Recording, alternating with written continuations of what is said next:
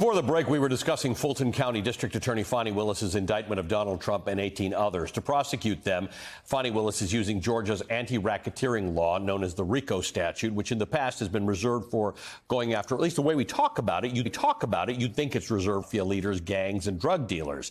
Joining me now are the Democratic State Representative Tanya Miller of Georgia. She's a former federal prosecutor in Fulton County. She knows the District Attorney Fani Willis. Also with me, Fred Smith Jr., professor of law at Emory University, specializes in constitutional law. Welcome to both of you. Representative Smith, I guess one of the things I want to do here is sort of bust this myth that it's all actually about gangs. What makes Georgia's RICO statute unique is that you don't actually have to find a criminal enterprise. Willis, speaking to jurors in the teacher cheating scandal, seemingly invoked a scene from Goodfellas, describing it this way. She said, "You do not, under RICO, have to have a formal sit-down dinner meeting where you eat spaghetti. But what you have to do is all be doing the same thing for the same purpose. You all have to be working toward that same goal, which ultimately does need to be criminal." Yes, that's absolutely right.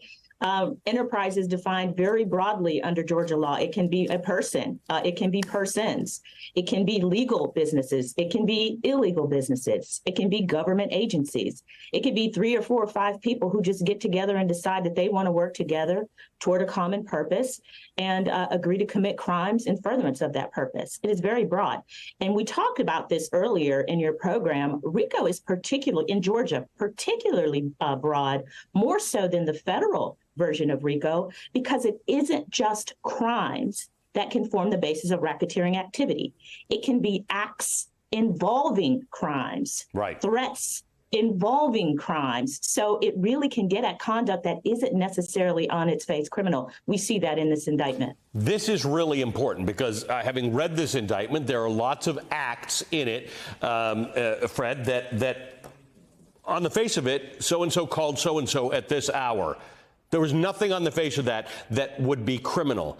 But it says at the end of every act, this was an overt act in furtherance of the conspiracy. So the point is now, if you are trying to get to a conspiracy, the fact that you made a phone call to Fred Smith to say, "Fred, meet me at noon, we have to talk," that starts to become involved in the story of the conspiracy. That's right. So long as the action was in furtherance of that same goal, it can count. Now, of course, there does need to be illegal activity, a pattern of illegal activity, which under Georgia law is 2 crimes that are listed in that particular state statute. But all other actions that may not themselves be illegal, so long as they were in furtherance of that same scheme, that same illegal goal, can qualify.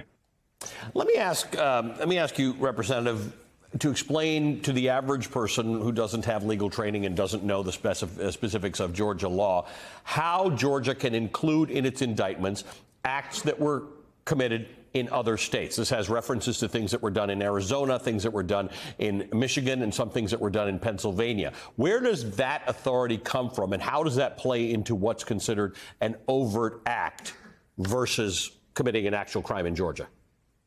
Yeah, that's really the point of this statute, Allie, right?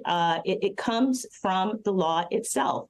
And the law is designed to get at conduct that crosses lines. So it doesn't have to all occur in Fulton County. It doesn't have to all occur in Georgia. The whole point of RICO is to get at concerted action by individuals, no matter where they are, no matter what they're doing, if they are breaking the law in the process to in furtherance of an enterprise to reach a certain common goal. So because of that, these cases can be pled so broadly.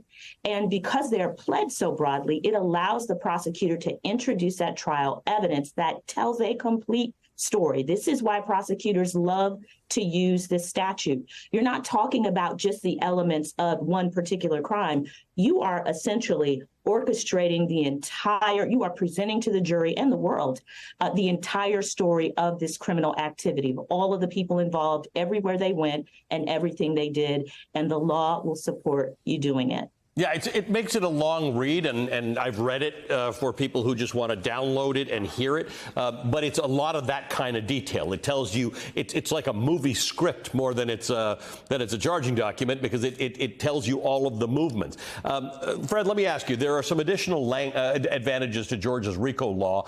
Federal RICO allegations need to show continuity, meaning a series of related acts over an extended period, not necessarily just a few weeks or months. The Georgia Supreme Court has made it clear that there is no such requirement in state law. In addition, Georgia also establishes that false statements or writings is a predicate act for racketeering. So Trump's phone calls to officials in Georgia, for example, would not be predicate crimes under federal RICO laws, but could be under Georgia's laws. Absolutely. And I think that last point is particularly important. So when you look to the federal law and you look to the list of crimes that qualify, and then when you look to the Georgia law, which is 1614.3, when you look to the actual list of crimes, it's much, much broader under Georgia law. And the false statement one in particular is important. Everyone remembers that phone call that the president made to the Secretary of State, especially the line about finding 12,000 votes. But perhaps equally importantly is the false statements that he made to a government official that, according to the indictment, he knew to be false. That qualifies. The statements that were made in testimony to the Georgia House Subcommittee and the Georgia Senate Subcommittee, those false statements, they all qualify under RICO. All right, we're going to need to launch a Law and Order Georgia version to follow all the differences in Georgia law. But I appreciate both of you making it a lot clearer to our audience. Democratic State Representative Tanya Miller of Georgia, and Fred Smith Jr. is a professor of law at Emory University.